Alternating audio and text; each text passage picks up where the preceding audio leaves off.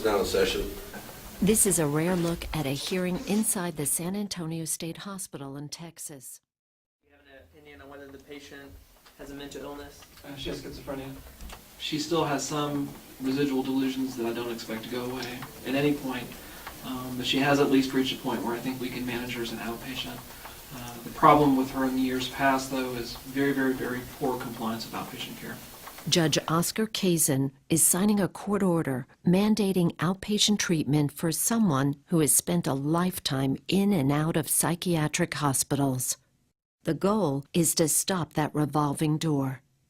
It's called Assisted Outpatient Treatment, AOT. Everyone that comes through the door has to make these promises, okay? We promise you that we'll provide you with the team. We'll be there whenever you need us. We'll get housing and transportation, and we'll be following and helping you in any way you need, all right? Thank you, sir. But I just need 3 promises back from you. So rule 1, be honest. Rule 2, be where you gotta be. Yes, sir. The third one's the toughest one, okay?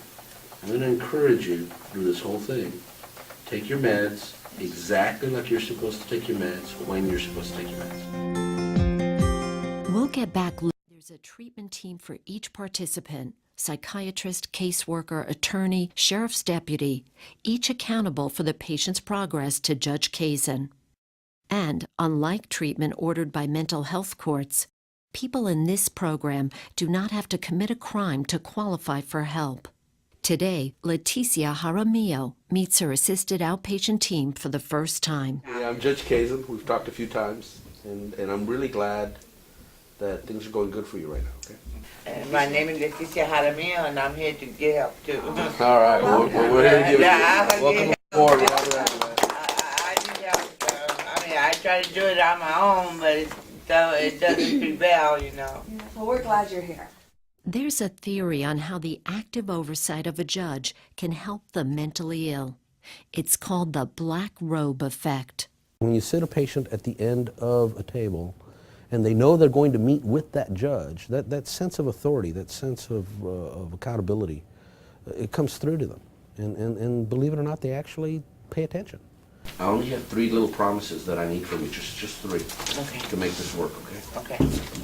Number 1, when you come in here and you talk to us, you have to be completely honest about everything, okay? Okay. Because I can't help you if you don't talk to us. The second thing, you have to be where you have to be, and that means make your appointments. This is probably the most important, of all of the promises, it's the most important one I need from you. You promise us that you'll take your meds. Oh yeah, look, I agree. Good job, that was it. It was that easy. Yeah. Yeah, it's easy, but it's not easy. It's easy to say, but it's still coming down. This is Rogelio Rodriguez's last day in the Bexar County Outpatient Treatment Program. Shake your hand, brother. And I know it's not much, we don't have much of a budget, but everybody got together and we signed this certificate of completion. And we want to hand it and tender it to you for all the hard work. I mean, all of this was you, it wasn't us, okay? And stay on those meds. And then the other thing we're gonna do is, this is kind of a tradition that we have here. A long time ago, the first person we graduated asked us if we were gonna give him a cake, right? Well, we didn't have a cake handy, so we gave him, one of the staff was eating a muffin and handed it to him. And it became such a tradition that this is your graduation muffin, man. You can pretend we went out and baked it for you. I owe it all to you guys, because without y'all, I wouldn't be the person that I am today. And that's really coming from the heart. And thanks a lot for you guys. And thank you for Thank you, that was so nice. I'm so proud of you, man. Yeah. Congrats, that's it. Great All right, my job. brother, be safe. If more jurisdictions would look towards this model of active court oversight, where a judge sits at the end of the table, if more jurisdictions would commit to hiring a full-time judge to do this, they would see, as we have seen, fewer people going to jail. They would see fewer readmissions. Bexar County says this program saves $1.5 million a year in hospitalization costs and frees up police and emergency services to serve other citizens. Critics say assisted outpatient treatment violates a patient's civil liberties by forcing treatment and medications on them. We have found, though, that once they're exposed to our program and they realize, A, we're primarily dealing with only those individuals who are repeatedly being admitted to a hospital or going to jail, and B, that the program is about offering them help. It's not a probation or a substitute for probation.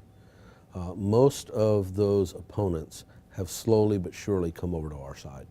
I believe the law should exist in each state that allows you to treat someone who is severely mentally ill, clearly a danger to themselves or others, or in need of treatment on it, before they are homeless, before they are in jail, before they've committed a violent act, before they are victimized.